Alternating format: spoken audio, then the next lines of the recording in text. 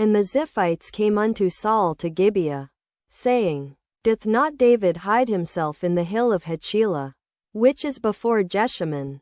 Then Saul arose, and went down to the wilderness of Ziph, having 3,000 chosen men of Israel with him, to seek David in the wilderness of Ziph. And Saul pitched in the hill of Hachilah, which is before Jeshimon, by the way. But David abode in the wilderness. And he saw that Saul came after him into the wilderness. David therefore sent out spies, and understood that Saul was come in very deed. And David arose, and came to the place where Saul had pitched. And David beheld the place where Saul lay, and Abner the son of NIRV, the captain of his host. And Saul lay in the trench, and the people pitched round about him. Trench, or midst of his carriages. Then answered David and said to Ahimelech the Hittite, and to Abishai the son of Zeruiah, brother to Joab, saying, Who will go down with me to Saul to the camp? And Abishai said, I will go down with thee. So David and Abishai came to the people by night, and, behold, Saul lay sleeping within the trench, and his spear stuck in the ground at his bolster. But Abner and the people lay round about him. Then said Abishai to David, God hath delivered thine enemy into thine hand this day. Now therefore let me smite him, I pray thee, with the spear even to the earth at once, and I will not smite him the second time. And David said to Abishai, Destroy him not, for who can stretch forth his hand against the Lord's anointed, and be guiltless? David said furthermore, As the Lord liveth, the Lord shall smite him, or his day shall come to die, or he shall descend into battle, and perish. The Lord forbid that I should stretch forth mine hand against the Lord's anointed. But, I pray thee, take thou now the spear that is at his bolster, and the cruse of water, and let us go. So David took the spear and the cruse of water from Saul's bolster, and they gat them away.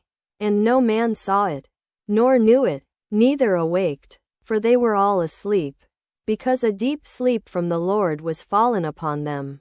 Then David went over to the other side, and stood on the top of an hill afar off, a great space being between them. And David cried to the people, and to Abner the son of NIRV, saying, Answerest thou not, Abner? Then Abner answered and said, Who art thou that criest to the king? And David said to Abner, Art not thou a valiant man? And who is like to thee in Israel? Wherefore then hast thou not kept thy lord the king? For there came one of the people in to destroy the king thy lord. This thing is not good that thou hast done. As the Lord liveth, ye are worthy to die, because ye have not kept your master, the Lord's anointed. And now see where the king's spear is, and the cruse of water that was at his bolster. And Saul knew David's voice, and said, Is this thy voice, my son David? And David said, It is my voice, my lord, O king. And he said, Wherefore doth my lord thus pursue after his servant? For what have I done? Or what evil is in mine hand? Now therefore, I pray thee, let my lord the king hear the words of his servant. If the Lord have stirred thee up against me, let him accept an offering. But if they be the children of men, cursed be they before the Lord. For they have driven me out this day from abiding in the inheritance of the Lord, saying, Go, serve other gods. Now therefore, let not my blood fall to the earth before the face of the Lord. For the king of Israel is come out to seek a flea, as when one doth hunt a partridge in the mountains.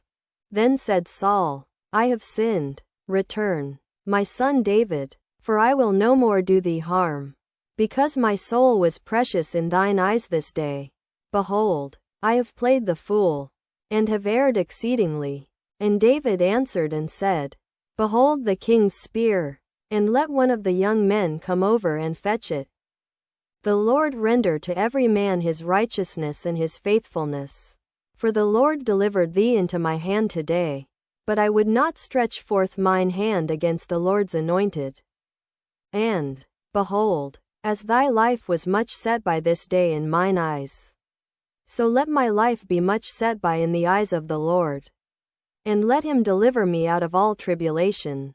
Then Saul said to David, Blessed be thou, my son David, thou shalt both do great things, and also shalt still prevail. So David went on his way, and Saul returned to his place.